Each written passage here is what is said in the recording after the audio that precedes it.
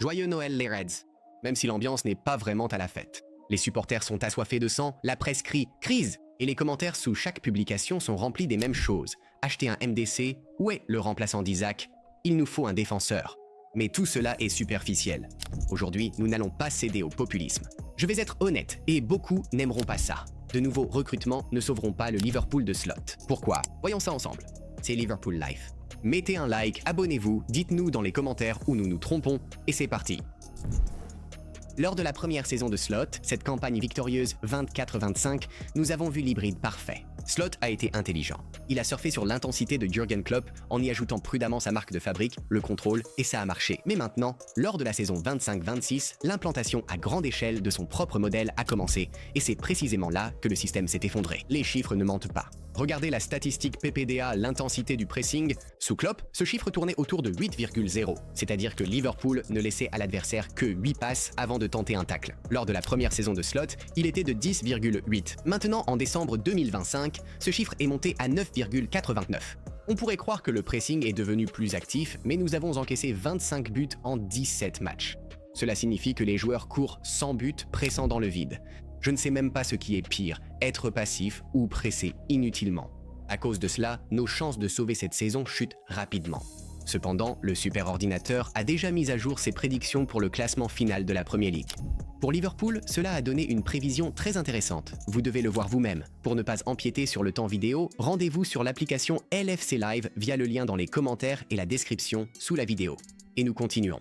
Mais le problème le plus important se cache plus profondément. C'est la structure de construction qui se déploie depuis l'arrière. Arne Slot utilise une structure que les analystes décrivent comme un 4-2-4 ou une boîte.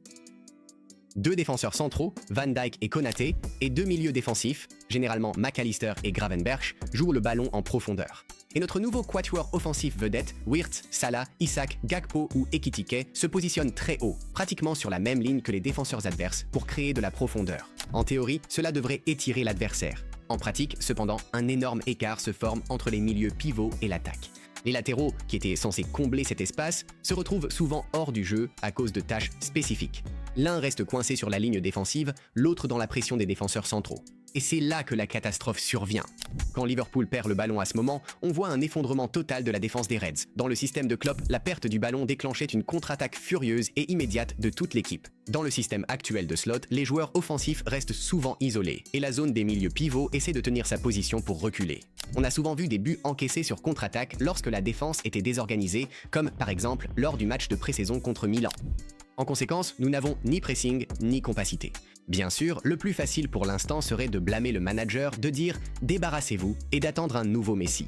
Mais creusons davantage. Le problème n'est pas que les idées de Slot soient mauvaises, le problème réside dans le conflit entre les nouvelles exigences et la mémoire musculaire des joueurs restants de l'époque précédente. En football, il existe un concept appelé « charge cognitive ». Pendant des années, l'ossature de cette équipe a joué à l'instinct. Le football heavy metal est une réaction. Tu vois la balle? Cours. Tu l'as perdue? Attaque. Arne Slot leur demande de réfléchir, de calculer leurs mouvements. Nous devons les tuer à coups de passe. C'est le mantra de son staff. Avez-vous remarqué comment nos vétérans Van Dijk, Robertson, Gakpo ou même un joueur aussi explosif que Salah jouent de ces derniers temps? Voyez-vous comme ils semblent parfois hésiter. Cette fraction de seconde qu'ils passent à se demander « dois-je partir au pressing ou tenir la zone ?» En Premier League, cela coûte un but encaissé. Ce n'est pas un manque d'envie. C'est tout simplement de la fatigue mentale. Les joueurs essaient de reprogrammer leur cerveau en plein milieu du championnat le plus difficile du monde. De plus, nous perdons le facteur Anfield. Notre stade se nourrit de l'énergie du chaos et de la verticalité. Le football contrôlé et stérile de Slot, même s'il est correct d'un point de vue théorique, tue l'ambiance dans les tribunes. Quand le stade est silencieux, l'équipe perd son principal dopage émotionnel. C'est un cercle vicieux. Le jeu académique engendre le silence. Le silence engendre la passivité. Alors non, Slot n'est pas un échec. C'est un architecte qui essaie de reconstruire les fondations d'un gratte-ciel sans évacuer les locataires. Et maintenant, à Noël, l'immeuble commence à se fissurer dangereusement. Et encore une, peut-être la vérité la plus désagréable qu'il est difficile pour les supporters d'accepter. Pourquoi, même si nous achetons demain 2 ou 3 joueurs de haut niveau pour les postes problématiques, cela ne donnera-t-il pas un résultat immédiat? Parce que le football d'Arne Slot n'est pas un jeu intuitif. C'est un système complexe d'automatisme. C'est du football dans la tête. Pour que ce système fonctionne, chaque joueur doit connaître la manœuvre de son partenaire au niveau du réflexe, sans regarder. Regardez ceux que nous avons déjà achetés, Florian Wirtz, Isaac. Ce sont des stars mondiales, mais même elles semblent perdues après 6 mois. Pourquoi? Parce qu'elles sont encore en train d'apprendre le langage de ce système. Tout nouvel arrivant en janvier, que ce soit Guehi, Semenyo, Adeyemi ou Bastoni, débarquera exactement dans cet environnement. Ils auront besoin d'au moins 3 à 4 mois de ce qu'on appelle une période de charge, rien que pour arrêter de faire des erreurs de placement. En Premier League, nous n'avons pas ces mois-là. Ajouter de nouvelles personnes à un mécanisme déjà déséquilibré ne le répare pas. Cela ne fait qu'augmenter l'entropie, accroître le chaos. C'est comme essayer d'éteindre un feu en y jetant du bois, même si c'est du bois très cher et de grande qualité. Nous n'avons pas besoin de sang neuf, nous avons besoin de la chimie dans le sang que nous avons déjà. La situation semble sombre, je suis d'accord. Mais elle n'est pas désespérée. Il y a une solution et elle ne se trouve pas dans le carnet de chèques de John Henry. Que doit faire Arne Slot pour sauver la saison et sa carrière à Enfield? D'abord, simplifier. Slot doit prendre du recul par rapport à son dogmatisme. Il doit arrêter de briser les instincts des joueurs sur l'autel de son système. Il faut permettre aux arrières gauche et droit de déborder. Cela étirera la défense adverse et, paradoxalement, donnera plus d'espace à Wirtz et Isaac dans l'axe. Deuxièmement, privilégier la compacité plutôt que le contrôle pur. Il faut abandonner le schéma de relance aventureux, faire reculer l'un des joueurs offensifs, créer un triangle au centre.